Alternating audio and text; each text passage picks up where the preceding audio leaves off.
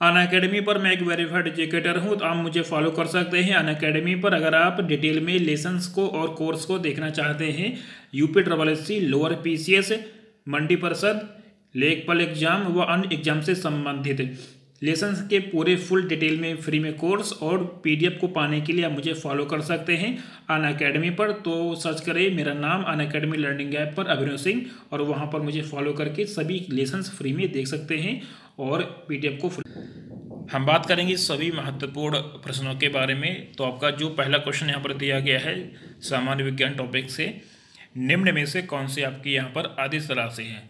4 answer दिया गया है, कार्य, वेग, बल और त्वरण। तो यहाँ पर आपका जो सही आंसर रहेगा ऑप्शन नंबर ए, यानी कि कार्य आपका रहेगा बिल्कुल सही आंसर।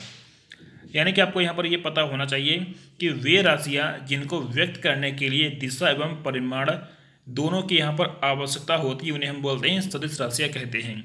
यानी कि जिन राशियों को व्यक्त करने के लिए केवल परिमाण की आवश्यकता होती है, उन्हें और दिशा की नहीं होती है, उन्हें हम अदिश राशियाँ कहते हैं। ठीक है, यहाँ पर आपके जो विकल्प है उसमें कार्य आपका एक अदिश राशि है, जबकि आपका वेग, बल और त्वरण आपके सभी जो है सदिश राशि होंगी। तो सिंपल सा आपका जो आंसर रहेगा यानी कि ऑप्शन ए, यानी कि कार्य। आगे हम बात करेंगे आपका जो दूसरा क्वेश्चन काफ़ी महत्वपूर्ण है कि किस रंग के प्रकाश की तरंगदैर्घ्य सबसे कम होती है। यहाँ पर आपका जो आंसर रहेगा इसका ऑप्शन नंबर बी, यानी कि बैगनी। बैगनी आपका रहेगा बिल्कुल सही आंसर। आगे यहाँ पर हम बात करेंगे आपका जो अगला क्वेश्चन है कि हाइड्रोजन बम का आविष्कार यहाँ पर किसने किया। तो 4 आंसर दिया गया है, आंसर आपका है डी, यानी कि एडवर्ड टेलर ने यहाँ पर हाइड्रोजन बम का आविष्कार किया। आगे यहाँ पर हम बात करेंगे आपका जो अगला क्वेश्चन यहाँ पर दिया गया काफ़ी महत्वपूर्ण है कि निम्न में से कौन सा बैक्टीरिया जनित रोग नहीं है। तो 4 आंसर यहाँ पर दिया गया है और आपका आंसर रहेगा डी, यानी कि दमा। ये आपका एक बैक्टीरिया जनित रोग बिल्कुल भी नहीं है। आगे हम बात करेंगे आपका जो अगला क्वेश्चन है कि वयस्क बिल्ली के कुल कितने यहाँ पर दांत होते हैं, 32, 28, 30 या 16। तो यहाँ पर आंसर आपका रहेगा ऑप्शन नंबर सी, यानी कि 30। क्वेश्चन नंबर आपका अगला है कि किस वैज्ञानिक ने इलेक्ट्रोलिसिस के नियम दिए। तो वो 4 आंसर यहाँ पर दिया गया है और आपका आंसर क्या रहेगा, यानी कि एम फैराडे आपका रहेगा बिल्कुल सही आंसर इस क्वेश्चन का रहेगा। और ये काफ़ी आपका यहाँ पर क्वेश्चन महत्वपूर्ण बन जाता है। आपको ये पता होना चाहिए कि फैराडे ने विद्युत अपघटन के मात्रात्मक स्वरूप का अध्ययन किया। उन्होंने खोज की कि इलेक्ट्रोडों पर मुक्त पदार्थों की मात्रा तथा प्रक्रम में प्रवाहित विद्युत धारा के मध्य निश्चित संबंध होता है।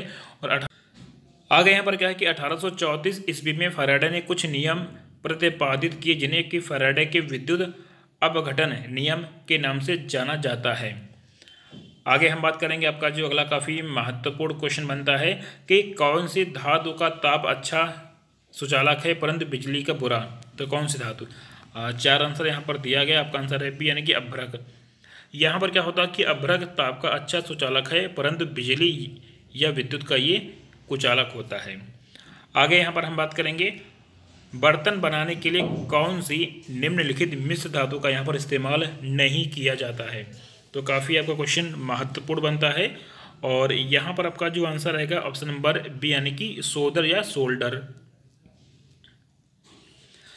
अब यहाँ पर आपको किन बातों को अच्छे से ध्यान में रखना है कि पीतल यानी कि कॉपर जिंक की ये मिश्र धातु है, जर्मन सिल्वर कॉपर ये जिंक और निकेल की ये मिश्र धातु है, जबकि ड्यूरेलुमिन कॉपर मैग्नीशियम एल्यूमिनियम की ये मिश्र धातु है। ठीक है, इनका उपयोग वायुयान एवं बर्तन बनाने में यहाँ पर किया जाता है। सोल्डर सामान्यतः टीन एवं लेड की मिश्र धातु है, जिसका उपयोग इलेक्ट्रॉनिक्स उद्योग में सोल्डरिंग के लिए यहाँ पर किया जाता है। आगे यहाँ पर हम बात करेंगे निम्न में से कौन सा अग्र मस्तिष्क का यहाँ पर हिस्सा नहीं है। तो 4 आंसर यहाँ पर दिया गया है और आपका आंसर है डी, यानी कि मेडुला। क्वेश्चन नंबर आपका दिया गया है अगला कि भारतीय दलहन अनुसंधान संस्थान ये कहाँ पर है, भोपाल, पटना, कानपुर या हैदराबाद। तो ये आपका है यहाँ पर कानपुर में। काफ़ी महत्वपूर्ण क्वेश्चन बनता है। आगे हम यहाँ पर बात करेंगे किण्वन प्रक्रिया द्वारा उत्पादित पहला विटामिन कौन सा है। तो 4 आंसर यहाँ पर दिया गया है और आपका आंसर है ऑप्शन ए, यानी कि विटामिन सी। आगे यहाँ पर हम बात करेंगे आपका जो अगला क्वेश्चन है कि एसीटोन और मिथाइल अल्कोहल के मिश्रण को अलग करने के लिए कौन सी निम्नलिखित तकनीक का यहाँ पर प्रयोग होता है। तो आपका जो सही आंसर यानी कि आंशिक आंशिक आसवन आपका रहेगा बिल्कुल सही आंसर। यहाँ पर क्या होता है कि मिथेनॉल या मिथाइल अल्कोहल यानी कि CH3OH का क्वथनांक यहाँ पर 64.7 डिग्री सेल्सियस और एसीटोन यानी कि C3H6O का क्वथनांक 56 डिग्री यहाँ पर होता है। ठीक है, और इन्हें आंशिक आसवन के माध्यम से यहाँ पर पृथक किया जा सकता है। आगे यहाँ पर हम बात करेंगे आंसू का, यानी कि आंसू का आपका जो pH मान है वो कितना होता है। तो आपको ये पता होना चाहिए, इसका होता है 7.4 होता है। यानी कि सिंपल सा आपको किन बातों को ध्यान में रखना है कि मनुष्य के आंसू का यहाँ पर जो pH होता है वो 6.5 से लेकर 7.6 तक होता है। ठीक है, और आंसू का जो औसत pH होता है आपका 7 होता है। अब यहाँ पर आपका जो विकल्प है इसमें 7.4 है, तो इसी को हम यहाँ पर टिक करेंगे 7.4। आगे हम बात करेंगे निम्न में से कौन सी युक्ति विभिन्न उपकरणों को श्रेणी क्रम में जोड़ने के काम आती है। तो 4 आंसर यहाँ पर दिया गया है और आपका जो आंसर है ऑप्शन ए यानी कि स्विच। आगे यहाँ पर हम बात करेंगे हरे फलों को कृत्रिम ढंग से पकाने हेतु यहाँ पर कौन सी गैस यहाँ पर प्रयुक्त होती है। तो आपका आंसर क्या रहेगा, यानी कि एसिटिलीन और उसके बाद में आपका रहेगा यहाँ पर ईथेन। ठीक है, तो इसका ए और बी दोनों रहेंगे आपके बिल्कुल सही आंसर। आगे यहाँ पर हम बात करेंगे ट्रांसफार्मर की यहाँ पर खोज किसने किया। तो 4 आंसर यहाँ पर आपके सामने दिया गया है और आपका आंसर है सी यानी कि माइकल फैराडे आपका रहेगा, फैराडे इसका बिल्कुल रहेगा सही आंसर आपका हो जाएगा। ठीक है, आगे यहाँ पर हम बात करेंगे आपका जो अगला क्वेश्चन नंबर आपका है अगला कि मकड़ी में श्वसन अंग कौन सा है। तो 4 आंसर यहाँ पर दिया गया है और आपका जो आंसर रहेगा इसका ऑप्शन नंबर बी यानी कि बुक लंग्स आपका रहेगा बिल्कुल सही आंसर। आगे यहाँ पर हम बात करेंगे आपका जो अगला क्वेश्चन यहाँ पर दिया गया कि हथेली में पाई जाने वाली हड्डी का नाम क्या है। काफ़ी महत्वपूर्ण है, इसे बोलते हैं मेटाकार्पल कहते हैं। आपका जो आंसर रहेगा इसका ऑप्शन नंबर डी रहेगा। आगे हम बात करेंगे अस्पताल में निम्नलिखित में से किस विभाग में कैथ लैब यहाँ पर होती है। कैथ लैब काफ़ी महत्वपूर्ण है, यानी कि कार्डियोलॉजी विभाग। आपका आंसर रहेगा सी। क्वेश्चन नंबर आपका अगला है कि निम्न में से कौन से मधुमेह के लक्षण यहाँ पर नहीं है। तो 4 आंसर दिया गया है, आपका आंसर है बी यानी कि सांस की कमी। ये आपका बिल्कुल भी मधुमेह के लक्षण यहाँ पर नहीं होते हैं। यहाँ पर किन बातों को आपको ध्यान में रखना है कि मधुमेह या शुगर एक गंभीर बीमारी जो कि मनुष्य के शरीर में अग्नाशय नामक अंतःस्रावी ग्रंथि द्वारा इंसुलिन नामक स्राव के असंतुलन के कारण होता है। इसके निम्न लक्षण है थकान महसूस करना, बहुत प्यास लगना, वजन कम होना, भूख अधिक लगना, मूत्र बार बार और अधिक मात्रा में होना, शरीर में फोड़े फुंसियाँ बार बार निकलना। आगे यहाँ पर है कि शरीर में फोड़े और फुंसियाँ बार बार निकलना। नंबर 7 पे क्या है कि शरीर में घाव या फोड़ा होने पर घाव जल्दी ना भरना आदि। आगे यहाँ पर हम बात करेंगे ताप या ज्वर को कम करने के लिए यहाँ पर कौन सी दवा का इस्तेमाल होता है। तो आपका जो आंसर रहेगा इस क्वेश्चन का ऑप्शन नंबर आपका रहेगा सी यानी कि एंटीपायरेटिक्स आपका रहेगा बिल्कुल सही आंसर। क्वेश्चन नंबर आपका दिया गया है अगला कि स्पंज गुहा किस जंतु संघ का विशिष्ट लक्षण है। तो 4 आंसर यहाँ पर दिया गया है और इसका जो सही आंसर आपका रहेगा ऑप्शन नंबर रहेगा बी यानी कि पोरीफेरा। आगे यहाँ पर हम बात करेंगे आपका जो अगला क्वेश्चन यहाँ पर दिया गया है डिनेचर्ड या विकृतीकृत अल्कोहल क्या होता है। तो काफ़ी आपका क्वेश्चन महत्वपूर्ण है और यहाँ पर आपका जो बिल्कुल सही आंसर रहेगा यानी कि एथेनॉल और मेथनॉल। ऑप्शन नंबर आपका रहेगा सी। आगे हम बात करेंगे निम्नलिखित में से कौन सी फसल अगेती झुलसा रोग से प्रभावित होती है। तो काफ़ी महत्वपूर्ण है आलू, चावल, गन्ना, गेहूँ। यहाँ पर आपका आंसर इसका सी यानी कि ऑप्शन नंबर ए यानी कि आलू। तो आलू आपका रहेगा बिल्कुल सही आंसर इस क्वेश्चन का।